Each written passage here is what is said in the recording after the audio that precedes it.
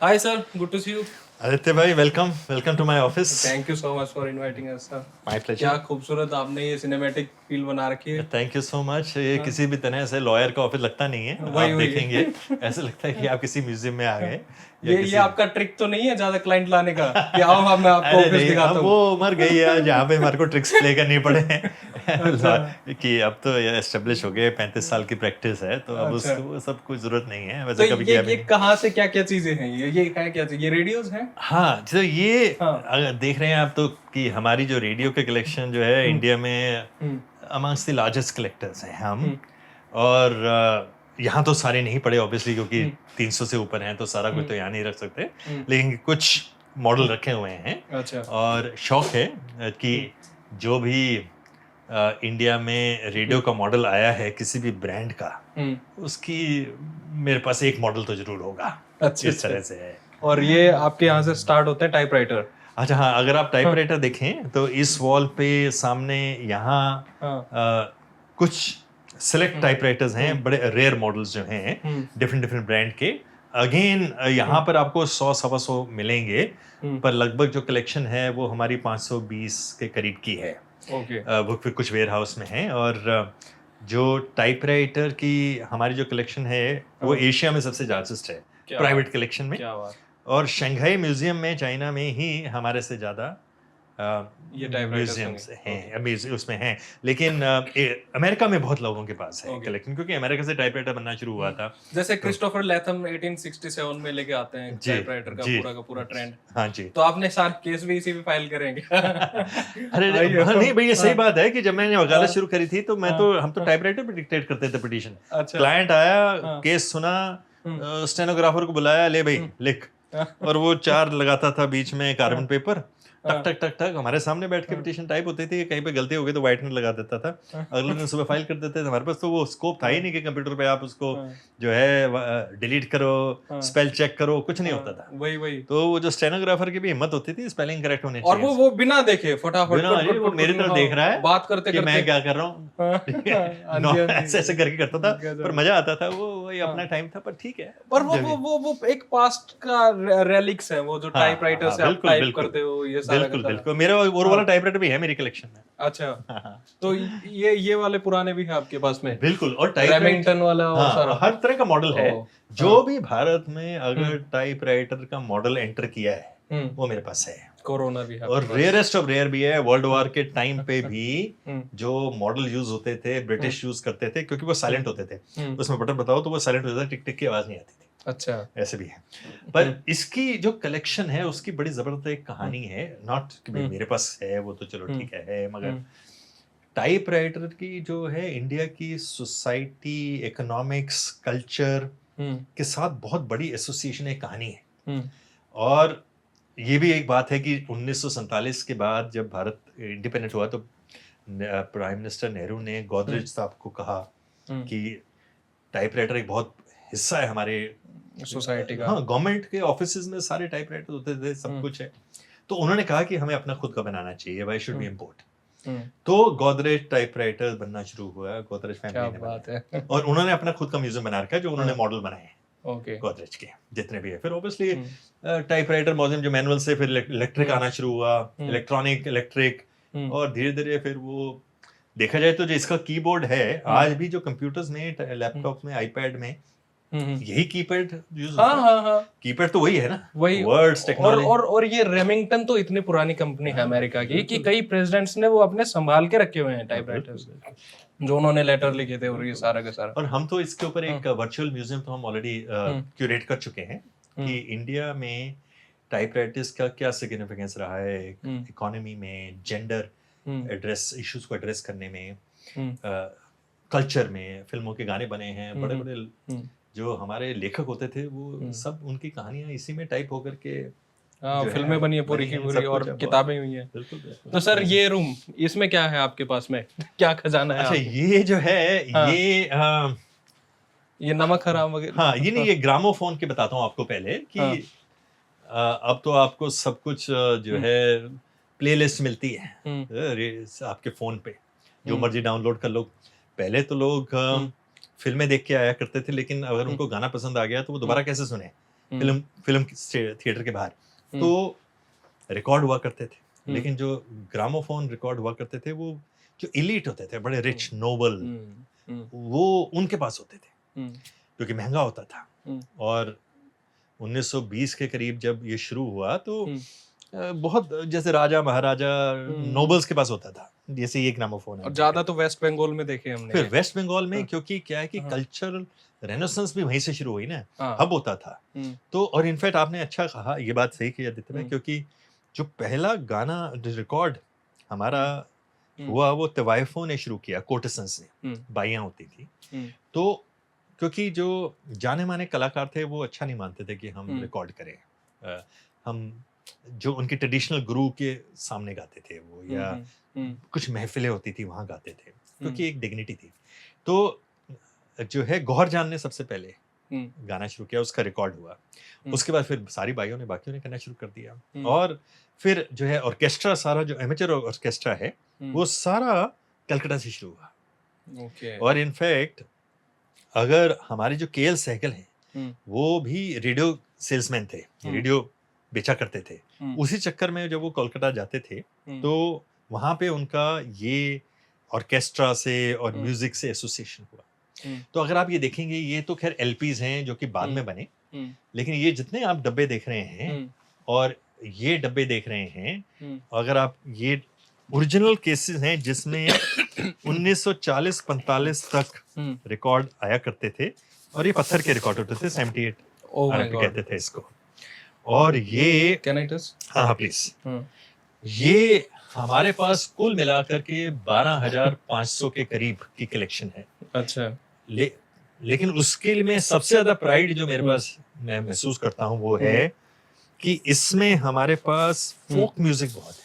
अच्छा, फोक, क्योंकि folk music जो है वो पहले कभी भी वो ऑडियो कैसेट में उतना कन्वर्ट नहीं हुआ। ये तो बाकी सारा कुछ बहुत ऑडियो कैसेट में आ गया, फिल्म का म्यूजिक, और जो क्लासिकल सिंगर्स थे उनका भी ऑडियो में बहुत रिकॉर्ड हुआ।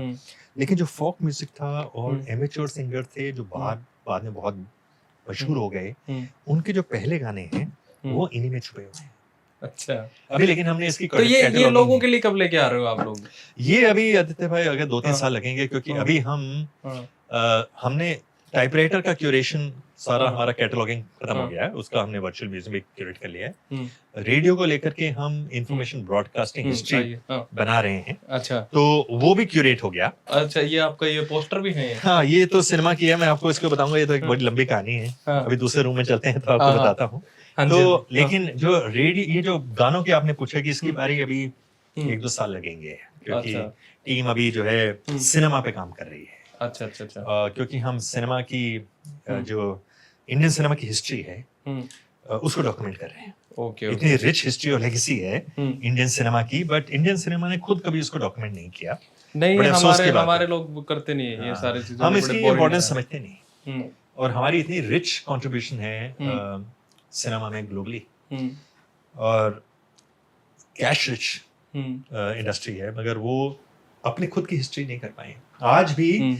एक कॉम्पोजिट, और सरकार ने भी नहीं किया, एक कॉम्पोजिट एनसाइक्लोपीडिया नहीं है हमारी समय। लोग गूगल करते हैं और जो आ गया वही लिख देते हैं विकिपीडिया पे, समझते हैं वो हिस्ट्री। तो हम पूरी डॉक्यूमेंट कर रहे हैं। मेरी वाइफ वो प्रोजेक्ट को हेड कर रही है इंडियन सिनेमा हेरिटेज फाउंडेशन में, क्योंकि हमारे पास इंडिया के हम लार्जेस्ट कलेक्टर हैं फिल्म मेमोरेबिलिया का। अच्छा। और फिल्म लिटरेचर का, posters, lobby cards, manuscript, screen plays, जो है फिल्म स्टिल्स, गेट स्टिल्स होते थे, और प्रेस बुकलेट्स, मैगजीन्स, किताबें, न्यूज़पेपर्स, कुछ भी देख लीजिए जिसमें से आपको कुछ भी इन्फॉर्मेशन मिल जाती है। तो उसको एक चीज मेरे को ये बताइए, ये वकालत करके इतने पैसे कैसे कमाए कि हर कोई ये बन सके आर्ट कलेक्टर? अरे ऐसा है कि देखो कि अब देखो वकील कमाते हैं इसमें तो सब जानते हैं, लेकिन क्या है कि हमारे वकीलों में फिर क्या है कि एक मकान यहाँ खरीद लो, इन्हें गाड़ी खरीद लो, फ्लैट खरीद लिया, आज ये कर लिया, आज वो कर लिया, आज ये कर लिया, तो वो करते हैं क्योंकि पैसा कमाते हैं। क्या करेंगे वो बैंक जहाँ रिटर्न में होता है, हाँ ठीक है, छुट्टी भी करते हैं, फर्स्ट क्लास गए, आज यहाँ छुट्टी कर लिया, आज रॉकीज माउंटेन्स चले गए। मैंने और मेरी वाइफ ने 8 साल बाद फैसला किया, हम छोटे से गांव से आए हुए, हमारे को भगवान की दया से अच्छी सक्सेस जल्दी मिल गई, तो हमने सोचा यार कि अब देश के लिए कुछ करें। तो पिछले 8-10 साल से तो हमने ये तय किया हुआ है कि देश के लिए, नेशन बिल्डिंग के लिए, नेशन हिस्ट्री के लिए, नेक्स्ट जनरेशन के लिए जो भी हम कर सकें करें। तो ये एक मिशन है। ओके सर, ये सिलाई मशीन कहाँ से आप अपने गांव से ले आए? जी, अब ये क्या है कि टेलीफोन के इंस्ट्रूमेंट, हाँ। ये छोटा पालक काटने की मशीन, हाँ, ये छोटी सी सिलाई मशीन, हाँ, ये छोटा सा टीवी अगर आप देखोगे, हाँ, ऐसी बहुत सारी चीजें अंदर दूसरे एक रूम में पड़ी हैं जिसको हाँ। हम वे ऑफ लाइफ का मेमोरेबिलिया कहते हैं, डेली लाइफ मेमोरेबिलिया, हम्म। जो हमारी रोजाना जिंदगी के साथ जुड़ी हुई हैं। हम्म, तो हमारा एक ये मिशन भी है कि अगली जनरेशन के लिए हम इनको प्रिजर्व करें, ओके क्योंकि ये ऐसी चीजें हैं जो कोई संभालता नहीं, सब फेंक देते हैं। ओके और यूज एंड थ्रो की हमारी फिलॉसफी आ गई आज की डेट में। हाँ। कोई चीज ठीक मॉडल, आपको फोन खराब हुआ, आप फेंकते हैं, दूसरा लेते हैं, हम ठीक भी नहीं कराते, ठीक कराने में पैसे तो नहीं ज्यादा लगते हैं आजकल। हम्म, तो अब क्योंकि पिछले 20-25-30 साल में जब से इंडिया की इकोनॉमी खुली है, हम्म, हमारा वे ऑफ लाइफ बदल रहा है बहुत जल्दी। हर हम्म। चीज जो हम खा रहे हैं, पहन रहे हैं, हम्म, जो हम टेलीफोन है या हमारे घर में फर्नीचर है, हम्म, जिस तरह से हम चलते हैं या हम्म। जो भी है, हमारा वो सब बदल रहा है। हम्म, और इतनी स्पीड से बदल रहा है कि हम कॉम्प्रहेंड नहीं कर पा रहे उसको। हम्म, हमारे पास टाइम ही नहीं है इसको डॉक्यूमेंट कर सके, हम्म, क्योंकि ठहराव नहीं है। आप आज एक शहर में 3 महीने बाद जाएं तो आपको पहचान में नहीं आता कि यार यहाँ तो ये बिल्डिंग कैसे आ गई, क्या हो।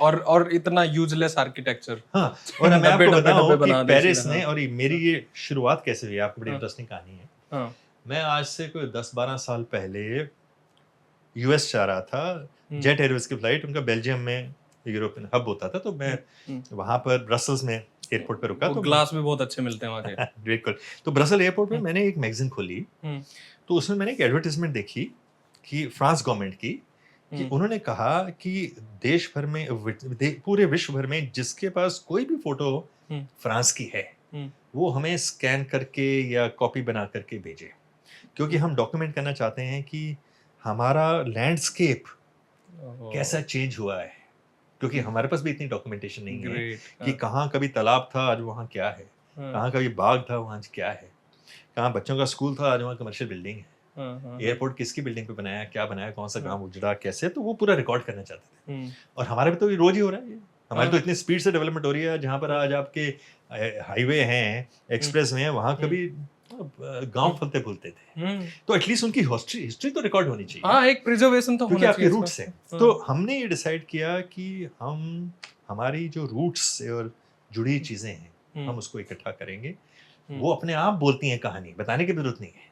ओके। एक छोटा बच्चा आके पूछता है, जब ये देखता है तो कहता है ये क्या है, उसको पता भी नहीं है, क्योंकि इमेजिन भी नहीं करता कि आपको डायल करना पड़ता है। और डायल ही नहीं, जब आप 0 डायल करते हैं ना, तो जब तक 0 वापस नहीं आ जाता तब तक नंबर 0 डायल नहीं हुआ।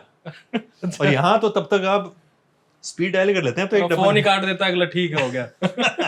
और आजकल तो स्पीड डायल आपने फीड कर रखा है, फेवरेट नंबर आपने 0 प्रेस किया तो आपका फेवरेट नंबर डायल हो जाता है। आपको 8 नंबर भी नहीं डायल करने, 10 भी नहीं करने। पहले ये हो करता था। तो जब वो पूछता है ना, तो उसकी माँ बताती है, बेटा ये हमारे तेरे ग्रैंडफादर के घर में ऐसे ही होता था, तब ट्रंक कॉल हुआ करती थी, और उससे पहले तो आप एक 0 डायल प्रेस करते थे, इसको प्रेस करते थे, इसको प्रेस करते थे, तो वो एक्सचेंज उठाता था, आप उसको कहते थे ये नंबर डायल करा दो। पीपी कार्ड हुआ करते थे हमारे टाइम पे। वो क्या होते हैं पीपी कार्ड ऐसा होता था कि आप जो है, आपके नेबर के पास फोन है, आप अपने कार्ड पे, विजिटिंग कार्ड पे पीपी करके कि मेरा नहीं है, मेरे नेबर का है, आपको इमरजेंसी में आप मुझे बुला सकते हो। अच्छा। तो लोग रात को बुला लेते थे, और उससे कम्युनिटी बनती थी, क्योंकि आपने नेबर को बुलाया, आप उसको बुलाओगे, उसको बिठाओगे, चाय पिलाओगे कि तेरा फोन आया है, एक इमोशन तो होगा, कनेक्ट आप उससे होएगा, बात करोगे, हालचाल पूछोगे, सब कुछ है। आजकल तो फ्लैट्स में रहते हैं, किसी को ये नहीं पता नेक्स्ट वाले में फ्लैट में रहता कौन है। और ये तो हमारी कम्युनिटी लाइफ से जुड़ी हुई चीजें थी। यही टीवी देख लो, तो आपका जो है, हम लोग आता था, बुनियाद आता था, तो जिसके घर में टीवी होता था, पूरे आसपास के लोग जो हैं आकर के शाम को देखा करते थे। ये तो मैंने मेरे गांव में देखा है, मेरे घर में होता था ऐसे। और आपको चाय पिलाते थे, पकौड़े खिलाते थे। हाँ। हालांकि लोगों को लगता था यार कि यार देखो क्या है, कि अपने अपना आराम से प्राइवेसी में देख भी नहीं सकते, लेकिन ये कम्युनिटी नहीं, प्राइवेसी नाम की तो चीज ही नहीं थी तब, वो पता ही नहीं था क्या है। ठीक बात है आपकी। उस साइड चलते हैं सर। आपको मैं जरा थोड़ा सा सिनेमा वाला का ग्लिम्स दिखाता हूँ। ओके, हाँ सर, ये कौन सा रूम है आपका? अच्छा, ये ऐसा है कि ये हमारा एक किस्म से लाइब्रेरी समझ लीजिए आप। इसमें हमारे posters, lobby cards, Hindi film के स्टिल, ये जैसे मुगले और दिखाया। ये तो डिजाइन किए हुए हैं, स्पेशली बनते होते थे जब फिल्म लगती थी, तो जो खास सिनेमा हॉल है ना, उसके लिए खास पब्लिसिटी मटेरियल डायरेक्टर प्रोड्यूसर बनाता था। अच्छा, और हमारे पास जो है उस साइड हाँ कैसेट्स हैं आपके पास? जी हाँ, जी हाँ, हाँ, हाँ, ये कैसेट भी हैं। हाँ, और ये जो आप देखेंगे ना, ये सारा वो पूरा अलमीरा है जिसमें जो फिल्म प्रोड्यूसर का लिटरेचर होता था, जो वो चिट्ठियां लिखते थे प्रेस को अच्छा, और अपने डिस्ट्रीब्यूटर को। हाँ, हाँ, हाँ, हाँ, राजश्री प्रोडक्शन की बहुत, एक शब्द तो राजश्री प्रोडक्शन का ही है अच्छा, कि वो लिखते थे, और इसमें से ऐसी ऐसी चीजें निकल के आती हैं, उसके हाथ से लिखी हुई है कि मेरे, हाँ, और साथ में फोटो होती थी कि ये 3 मेरी प्रेस में डालने के लिए, मैगजीन में अच्छा, डालने अच्छा, के लिए, अच्छा, ऐसे ऐसे। और ओके, लिखते थे सारे शॉर्ट नोट फिल्म का। तो इंडिया में जो है हम्म, आर्काइव के अलावा, जो हमारा पुणे में भारत सरकार का आर्काइव है, उसके बाहर अगर किसी के पास कलेक्शन है, पोस्टर्स, लॉबी कार्ड्स, जो लॉबी कार्ड्स के अलावा एक हमारे फिल्म बुकलेट्स होती थी, स्टिल्स हैं, मैन्युस्क्रिप्ट्स हैं, स्क्रीन प्लेज हैं, हमारे पास सबसे ज्यादा कलेक्शन है। और ये कैसेट्स आपने कहाँ से ये कैसेट्स भी हैं क्योंकि ये भी एक हमारी फिल्म हिस्ट्री का हिस्सा है कि पहले तो सब इसी कैसेट्स ही आती थी, और हमारा तो इससे साथ इतना नॉस्टैल्जिक रिलेशनशिप है क्योंकि हमें याद है कि हमारे को बचपन में एक ये 10 रुपए की 8 रुपए की आती थी, तो 8-10 रुपए एक बार महीने में मिलते थे एक कैसेट के लिए। अब वो क्या है कि उलझ जाती थी क्योंकि वो अड़ जाती थी उसके अंदर, उसकी जो हाँ, छोटी हाँ, री वो चलती निकाल नहीं के थी फिर वो। पेंसिल से इसको वो घुमाते ठीक थे, करो। वापस टूट जाती थी, उसको चिपका देते थे, हाँ, क्योंकि हमारे को वैल्यू थी उस 10 रुपए की भी। ओके, ओके, और तो ये वो सब है, और इसके पीछे कई लेयर्स हैं इसकी, ओके, और ओके। सब कुछ आप ये देखोगे। आप सर लाइफ मैगजीन आप सो यहाँ मैगजीन्स का हाँ, तो ऐसा है आदित्य भाई कि एक जुनून है मुझे। ये कौन है सर, ये वो तो खूबसूरत महिला? वो तो आप अगर आप देखोगे तो ये डोना रीड है, अच्छा, जो फिल्म इंडस्ट्री से ही है। हाँ, मगर जो अगर आप मैगजीन्स की बात करो, तो मैगजीन के लिए तो मेरा एक, आप कह सकते हो कि ये, अब देखिए 1952 की एस्क्वायर है, कि एक पागलपन है। अच्छा, अगर आप ये देखो तो ये इलस्ट्रेटेड वीकली है, ओह, 1958 की। इलस्ट्रेटेड वीकली का मेरे पास पूरा एक एक इशू है। अच्छा, मैं Hindi film magazine, English film magazine, Urdu, किसी भी लैंग्वेज की मैगजीन मेरे हाथ में आ जाए, किसी भी पीरियड की, मैं उसको नहीं छोड़ता, क्योंकि उसमें हमारी भारत की हिस्ट्री, सोशल हिस्ट्री कैप्चर्ड है, पॉलिटिकल हिस्ट्री कैप्चर्ड है। ये तो है। और हर चीज वो इंटरनेट में नहीं है। ये वो भी है। अगर आपको रिसर्च करनी है तो वो मैगजीन से मिलेगी, और वो सारी कैटलॉग होकर के एक एक मैगजीन को संभाला हुआ है। उसमें से सिनेमा वाला हम स्कैन कर लेते हैं, वो हमारा सिनेमा वाली लाइब्रेरी में चले जाता है। पॉलिटिकल वाला पॉलिटिकल लाइब्रेरी में चले जाता है। जैसे मैं किताब लिख रहा हूँ तो मैं लिखता रहता हूँ, तो उसमें काम आती है। तो रिसर्च के लिए जो हमारे पास मटेरियल है ना, वो फिनोमिनल है। और आपको मैं एक और चीज बताऊं, वो यहाँ पे है नहीं, लेकिन जो जैसे पल्प फिक्शन कहते थे ना कि पहले फिक्शन फिल्म है। नहीं, पल्प फिक्शन क्या होता था, वो फिल्म तो है ही है। हमारे यहाँ हिंदी के नॉवल आते थे 1-1 रुपए के, 50-50 पैसे के, पहले जो रेलवे स्टेशन पे बिकते थे। जो लोग पढ़ के ना वहीं छोड़ जाते थे, रेल ट्रेन के अंदर ही, क्योंकि घर में अलाउड नहीं होता था। क्योंकि उसमें होती थी कि खून भरी मांग, ये ना तड़पाई बहू, इस तरह के होते थे। बट क्या है, उसके कवर के लिए आर्टिस्ट होते थे जो उसका कवर डिजाइन करते थे, दे वर वेरी हाईली पेड। अच्छा, और उन नॉवेल्स पे आज दिल्ली यूनिवर्सिटी में एक सेंटर है।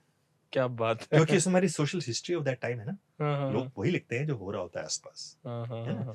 और आपको इतना कुछ सीखने को मिलता है उसमें कि हैरानी की बात है। और उन ऐसी कम से कम 200-250 ऐसे नॉवल पे फिल्में बनी हुई हैं, क्रेडिट नहीं देता कोई, क्योंकि चोरी कर लो आप, सॉरी।